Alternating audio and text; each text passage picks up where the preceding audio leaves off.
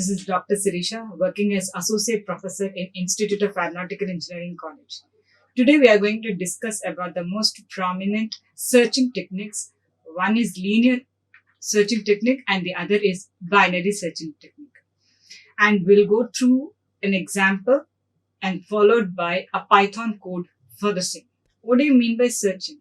Searching is nothing but trying to retrieve the index value or the position where a particular element, if exists in a given list. If it does not exist, your logic or the pseudocode must be good enough to even display the same, saying that the element is not found in the list itself, right?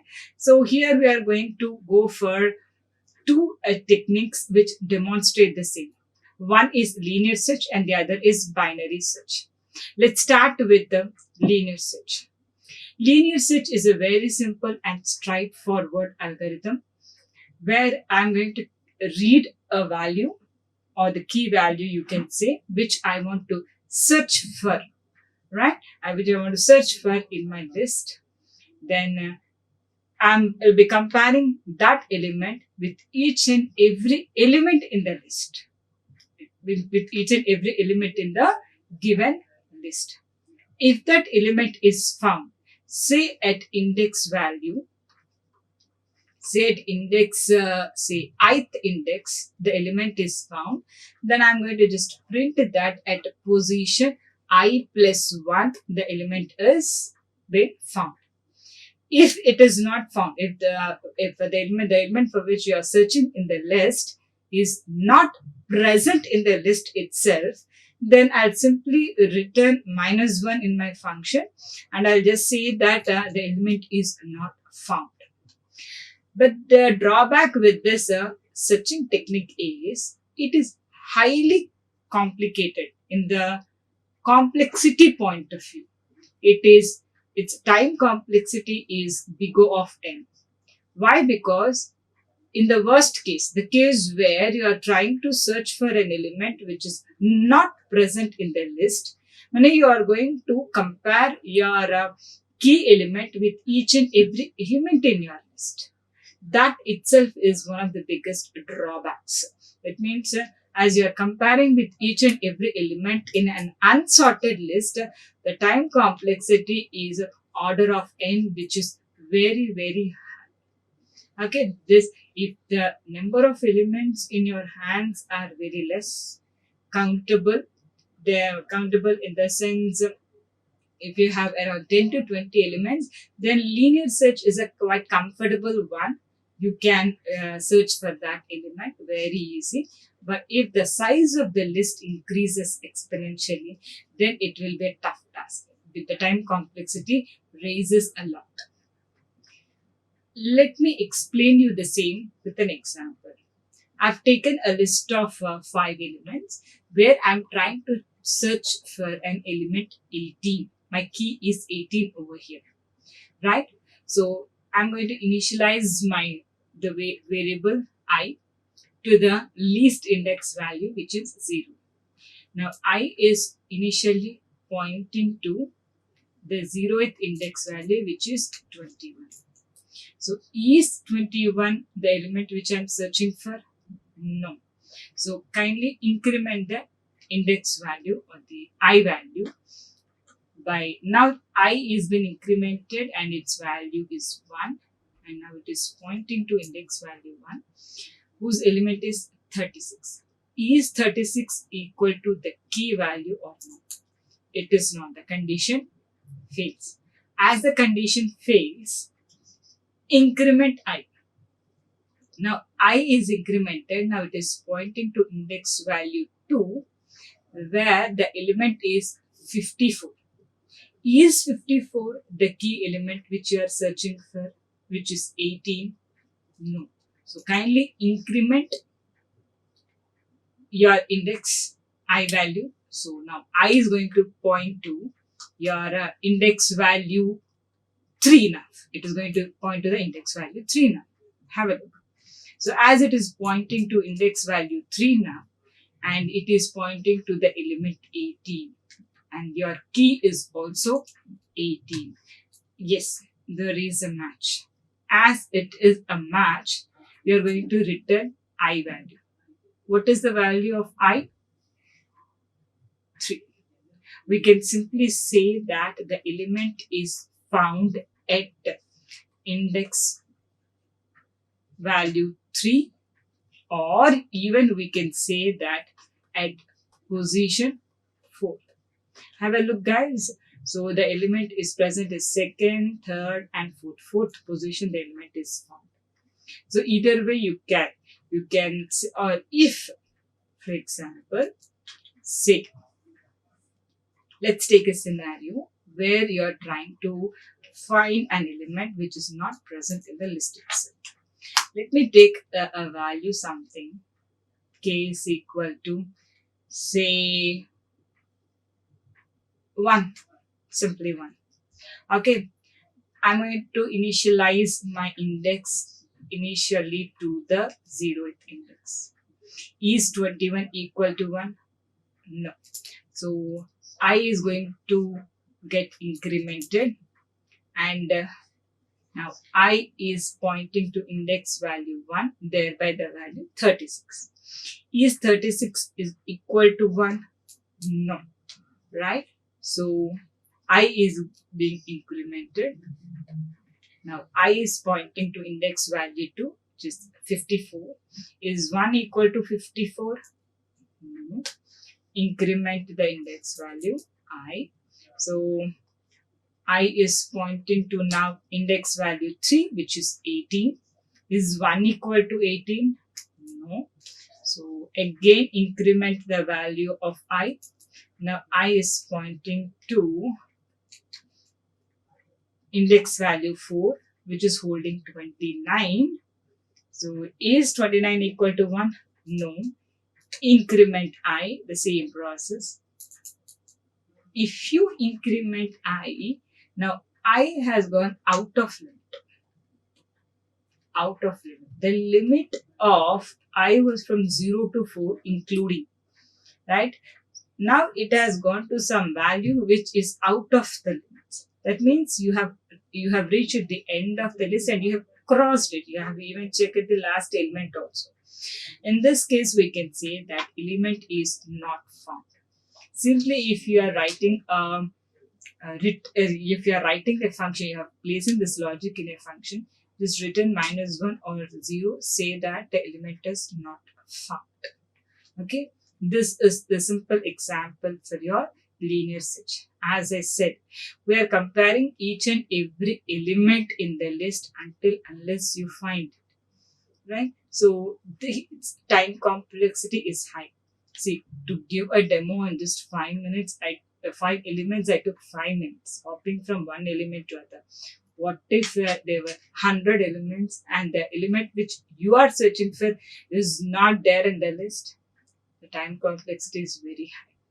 So to compensate the same, right? So to compensate the same, the contrary to this one is binary search. Binary search is a fantastic algorithm which relies on divide and conquer. It relies on divide and conquer.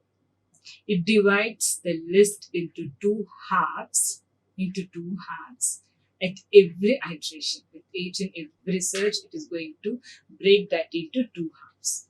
So first and foremost thing is, say for example, you have taken a list of 10 elements. The prerequisite, guys, please remember, the prerequisite of binary search is the list must be sorted in nature. The list must be sorted in nature. Very good. Then, say the n value is 10, which is the size of the list. Take the middle element. So 10 by 2 is 5. So fifth element becomes the middle element. Compare the key value with the element at fifth position. If the element at fifth position is higher, is higher when compared to your key value, then you can definitely say that the element which you are searching for is on the left hand side, because all the elements which are lesser than the fifth element are on the left hand side. So forget about the list which is on the right hand side of your midpoint and continue the same process with the left hand. So with this, I can say that with each and every step, you are going to break the list into two halves. So thereby reducing the time complexity to big of log n. It's very, very less when compared to order of n. So say, just like your previous example, say if you have 100 elements in your hand, in the first I shot itself, you are going to break that into a sublist of 50 elements only. Still, if the element is not found, for the second iteration, the list will be broken into two halves, which will consist of just 25 elements in that list. Right? So, with every iteration, you are going to break the list into two equal parts. But remember, guys, the basic prerequisite for binary search is the list must be sorted in nature. Okay? Let me give you a small demo of binary search. The same list I'm going to consider and I would like to search for the same element. Have a look at this one. So I'm searching for key 36. Say 36, right? And the list of elements that are in my hands are this list 21, 54, 36, 18, and 29. Okay. First of all, I'm going to sort it. Have a look at this array 18, 21, 29, 36, and 54. It is a sorted list. Once I get the sorted list, what is the highest index value? 4. Least index value? 0. I'm going to place my pointers in on the heads of these two indexes. So left index, I'm going to initialize it to the 0th index value and right index to the highest index value, which is 4 over here. Now, have to calculate the midpoint. Midpoint is equal to left plus right by 2, which is 0 plus 4 by 2, which is 2. So my midpoint, say M, is going to point to the index value 2. Right? Now your process is to compare the element pointed by M is equal to the key or not. If it is not equal, what relation it shares with the key value? Is it less than or greater than? That you need to think of, right? So once I have calculated this, then have a look at this one. The value which is there at the midpoint is 29. As it is 29, we can clearly see that our key 36, key and M. Have a look at the relation. Key value is greater than M, right? That means the key value is present in the right half of the list, right? It is present on the right half of the list. So forget about the left half and start your process with the elements present in your right half. The same point, right? So now my left is pointing to 29 and right is pointing to 54. So n is equal to left plus right by 2, which will give me 2 plus 4 by 2, which is 3. So my m is pointing to the index value 3. So what is the element present at index value 3? So the element which is present at index value 3 is 36, which is equal to my key. So the element is found at index value pointed by n, right? So the element is found. So this is nothing but binary search. Binary search gives us the answer in terms of whether the element is found or not found. Say for example, let's take an example of the same list 18, 21, 29, 36 and 54. And here now my key is 1. Initially, my left will be pointing to 18, right will be pointing to 54, whereas m is pointing to 29. What is the relation between key and m? Key is a value less than, it is smaller than, then I can clearly say that the list which is on left hand side of m can be used to search for the key, and the right side is not of any use. So I'm going to rearrange, that means I'm going to forget about this r, and I'm going to make my midpoint as my right. So now my m will be pointing to element 21. As it is pointing to 21, have a look at this one, guys. What is the relation between key and m? Key value is less than m. 1 is less than 21, right? Still, I have to search in the left side of my midpoint. So once again, I'm going to rearrange where I'm going to get the right, and is it equal? Is it the m value, the element pointed the m and key? They are not same, still go to left. Okay. This point, my left, right, and m, left, right, and m, all are pointing to the first element. Right? Is it equal to the key or not? No. Once there is a condition, you come to a condition where you have searched the whole list and the element is not found, then you can simply say that the element does not exist in the given list. This is a binary search technique. Okay, so in this video we have seen two searching techniques. One is linear and the other is binary. Linear is a straightforward searching technique where the key value which I want to search, I'm going to compare it with each and every element in the list, and I'm going to judge whether the element is found or not. The second is binary, which relies on divide and conquer technique, where at each iteration, if the element is not equal to the mid element of the list, I'm going to break the list into two halves in such a way that with every iteration, I'm going to lose, or I'm going to forget about 50% of the elements in the current list.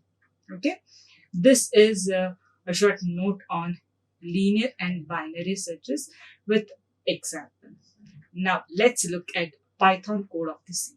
Yes, guys, let's resume with the Python code to implement linear search as well as binary search.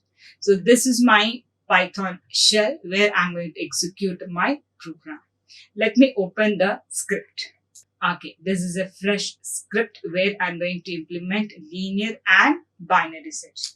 Let me write the same implementation of linear and binary search. Okay, implementation of linear and binary search. Okay, let me write the driver code first of all. What I want to present, what I want to, in what order I want to call, what are the functions, what are the basic inputs which I need, and all. Let me write the driver code first of all. In the driver code, first of all, I just want the number of elements that will be present in the list. So n, let n be the number of elements. Int input, enter the number of elements. Okay, so with this statement, I'm going to read the number of elements that will be present in my list. Okay, so let me read the elements in the list. Okay, so my name of the list will be ARR, a short form of array. That's it. You can give any name because the names of a list is an identifier which is user defined. Okay, it goes with all the norms of identifier definition in Python. Okay, map int input dot split. Okay, so with this statement I'm going to read only n elements. Have a look at this one. I have used the split operator to concatenate the, even though you read 100 elements, if the n value is 15, it is going to consider only the first 15 elements. That's like I have truncated. Okay, n elements. This is reading of basic my list, right? Let me call the first linear search function. Okay, so I'd like to have a return type for that. So result is equal to linear search is my name of the function. This will be my function call, to which I am going to pass the array n and the key. Key is nothing but the element which I want to search, right? But I didn't read it. Let me read it. So key is equal to int of input, enter the element you want to search.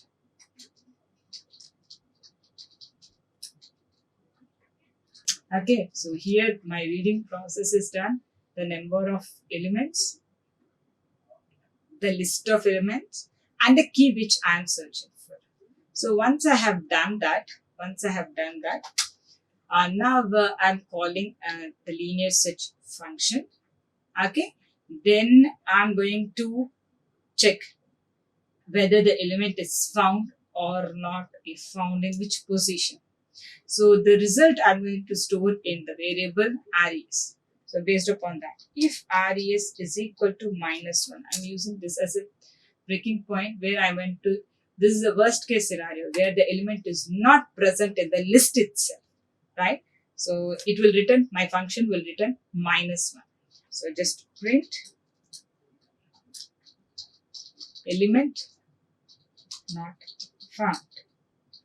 Okay, what if my return value is not -1 but it is some value? That is the else part. If it is that case, then print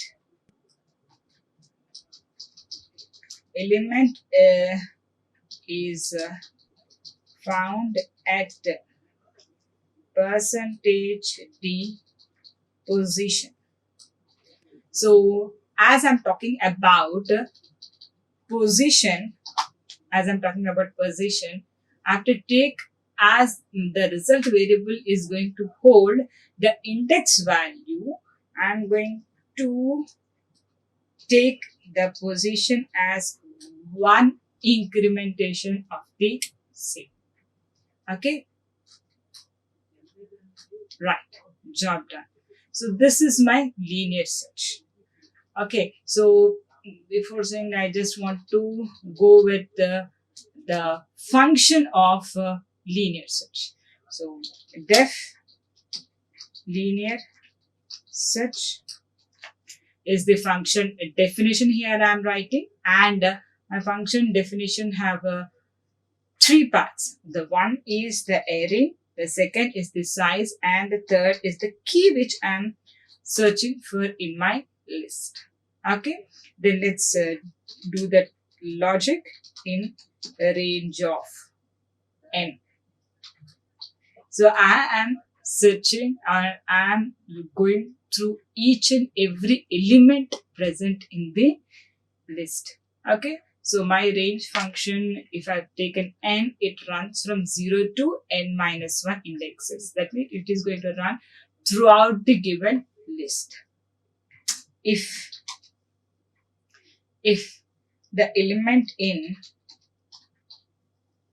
pointed by my ith index in the array is equal to the key, if it is the case, then return I. That means saying that the element is found at that particular index I. My function is going to return I. If the element is not present, if it is not present.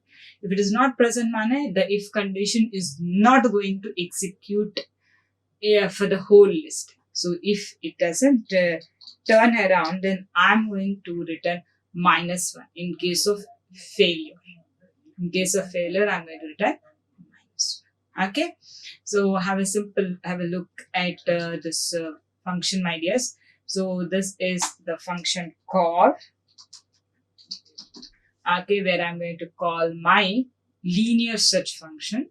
So here is the function definition, and I'm going to run throughout the list. So I value is going to run from 0 to n-1. All the values we are going to search for, and this is nothing but comparison. Okay, I'm going to compare, right? So this is the case where element is found. Okay, and it will return -1 if the element is not found. Okay, so let me save this and run. Control S, as this is a search operation for both the functions. It's a linear and search. Let me go in a diplomatic way and write search and give a name to this one. Okay, so let me run this one. 5. Say number of elements are 5.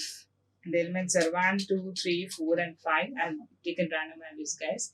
Nothing to think much on it. And I want to search element 4. And it is found at 4th position. Job done. So have a look at this one. So the number of elements are 5, and I've taken 5 elements, and the element which I want to search is 4, and it's found at 4th position. Okay, great. Let me extend my program for binary search. So guys, always remember one thing. Whenever you write a piece of code, see that you do it in an incremental way. Do not write, if you are having 5 functions, your program is supposed to show the functionality in 5 different ways or different types, then go in an incremental way. Rather than writing a huge program, then sitting and thinking where I went wrong, execute partially. See, linear search and binary search are 2 different searching techniques. So I'm not going to write a code as a whole and I'm going to check whether it is executing or not. No, I'm going to just write a piece of code for linear search. Say it is the first module. If it is running successfully, now I'll enhance it to binary search also. I'll write another function for binary search and I'll improvise my driver code also. Okay, so for the same set of elements and for the same key, let me check whether my binary search is going to work or not. Okay, let's extend it. Okay, let me extend my binary search in the driver code first of all. Okay, so let me call the binary search, right? So for that, let me show some difference. Rather than going for a return value, I would like to take the function call in if statement itself. So if binary search of what are the elements that I'm going to throw. I'm going to throw the array and the key, not even the size. I'm showing a bit of difference between these two guys. Okay, if this is the condition, if binary, I didn't write the full name. Okay, binary search. So if this is the case, if my function returns true, my binary search function returns true, then what I'm going to do? Then I'm going to just print element is found. Simple, element is found. Else, if the return type or binary search my function is not returning true, then it must go to the else part, right? So else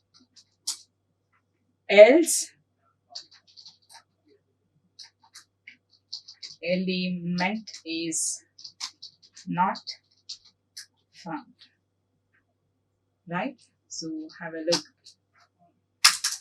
Yeah, element is not found. This is the modification which I have done for my driver code. Yes. Then I am going to write another function to give a demo of the same. So let me put a hashtag to say that binary search function. So as I said, I'll be going in an incremental way. Don't judge me on this. So it's nothing. You cannot build anything just like that from the first.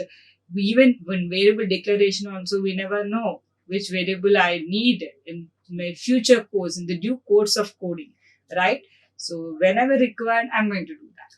So here I need to differentiate between linear and binary set. So I've thrown a comment line saying that the following is a binary search function. Okay, let me define it. Binary search. And the elements which I'm going to pass to it are the array and the key.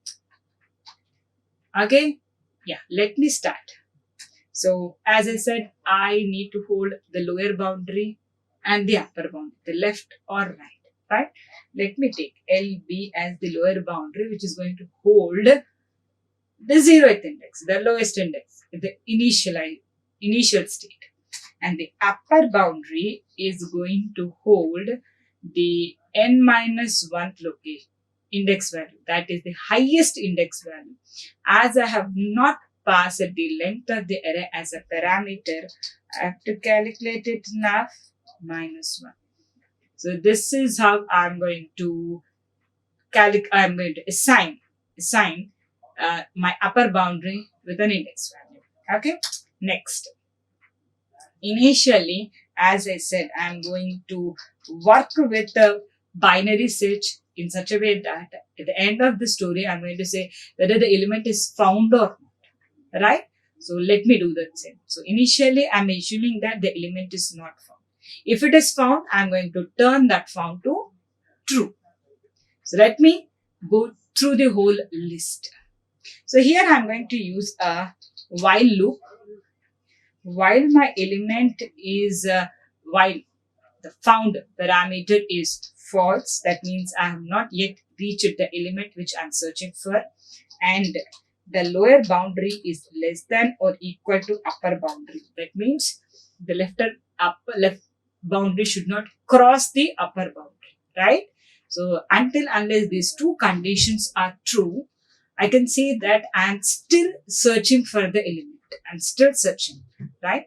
So for that, I have to calculate the midpoint. Every time I'm comparing the element with my mid element, right? So midpoint is equal to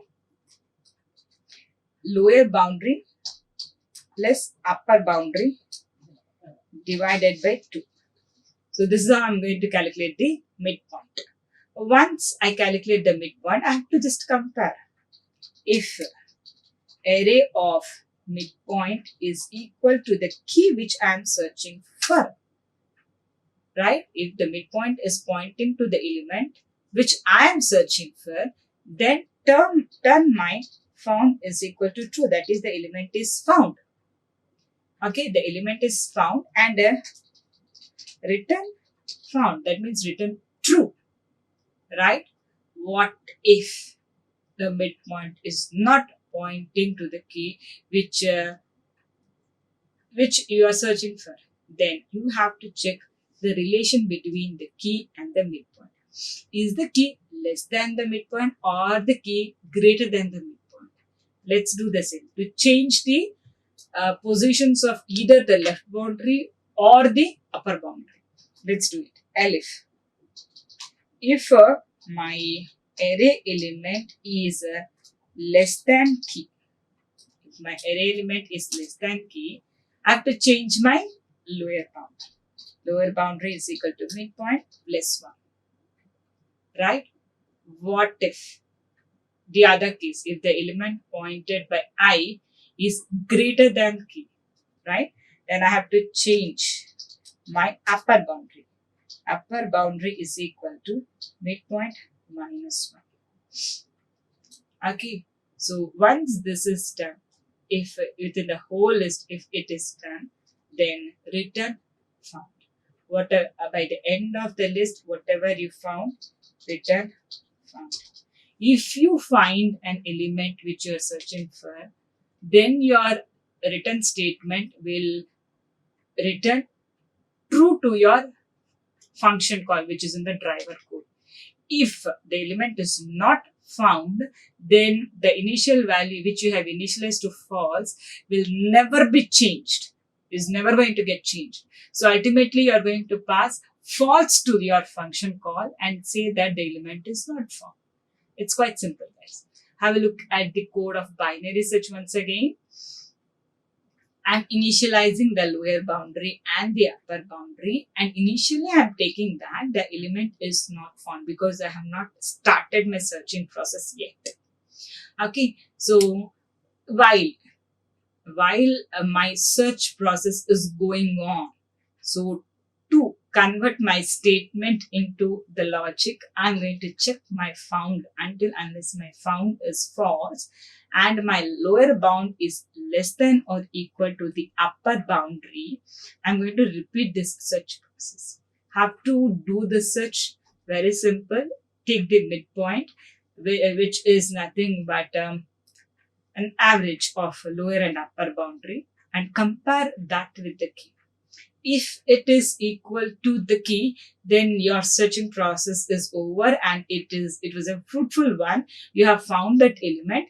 Return true by changing found is equal to true, and there ends the story. You need not further proceed. If it is not the case, if the midpoint element is not pointing to the key value, then check the relation between the key and the midpoint. If it is lesser, change the lower boundary. If it is greater, change the upper boundary. Very simple. Okay, let me run this code. So let the number of elements be 6, and the elements which I'm going to search for are 1, 2, 3, 4, 5, 6. A sorted list I have taken. As for binary search, the prerequisite is the list to be a sorted one. So let me run this one and let me check for 5. So yes, the linear search tells me that the element is at 5th position, and binary search tells us that the element is found. Let us check for a case where it is not true. Let me rerun. 6, 1, 2, 3, 4, 5, 6. Right? And let me give the input as some 8, which is not present in the list. Have a look. Element not found, element not found. Both the functions are telling the same. Right? So even we have checked the worst case also. With this, I would like to conclude, guys. Linear and binary search functions are very simple functions, and if you want to work with them, it's quite easy. And practically, when you try to implement them, be sure with the size of the list you are going to work with. If the size of the list is lesser, then it's fine. Go with the linear search and start comparing with each and every element. But if the size of the list is higher, better opt for binary search. With this note, I'd like to conclude. Thank you. Like, share and subscribe. Hit the bell icon for more updates.